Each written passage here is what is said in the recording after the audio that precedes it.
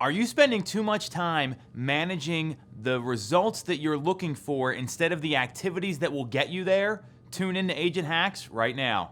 The real estate industry is full of people doing things a certain way because that's how they always have been done. These are not those techniques.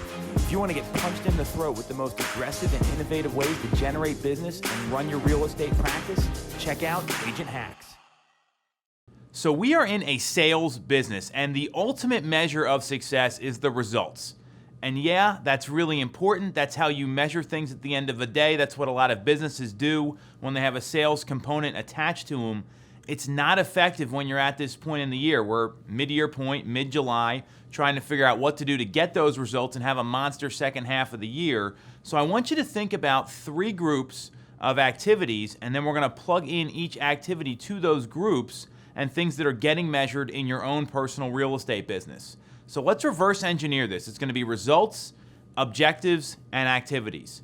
Results, really you can't control. You can control the activities. You have total control over them. And in between with the objectives, that's kind of your guidepost as you work through the process. So we're going to reverse engineer this and talk to you about some things tactically that you can do when planning out your second half of the year so you hit your numbers and hit your goals.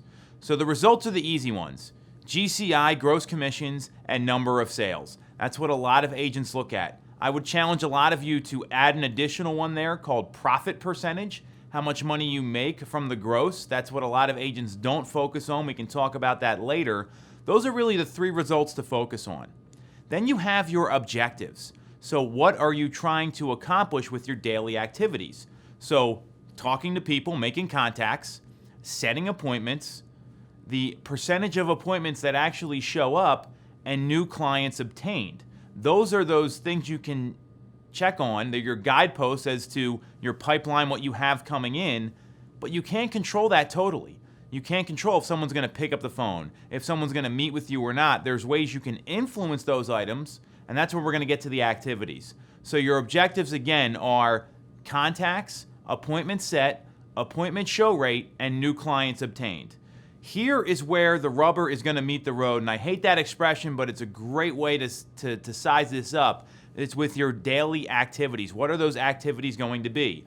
So I'm not going to get into the personal wellness and that sort of stuff here. We're just talking about sales.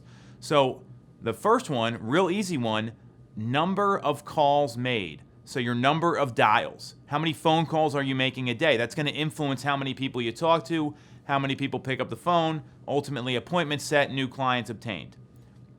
How much time you're spending doing lead gen every day, your hours of power. How effectively you're using your CRM or your database. Are you up to date on your tasks, or do you have excessive past due to-dos? These things, very clearly, are going to influence those objectives. Another one you want to look at is the amount of time spent using a dialer versus hand dialing. That's going to up your number of people you talk to because you're making more dials. So those are really the activities that you can look at, as well as using your schedule. That's another big one, so you know exactly what's going on. So when you're looking at the activities you're partaking in or that you're choosing to engage in, that's going to influence everything. So when you're having that mid-year review, you're having that evaluation with yourself, your team lead, your broker, your coach, whoever you're working with, bring it back to those activities so you can influence the objectives to get the result you want. Any questions about this? I'm here for you. Otherwise, we'll be back next week.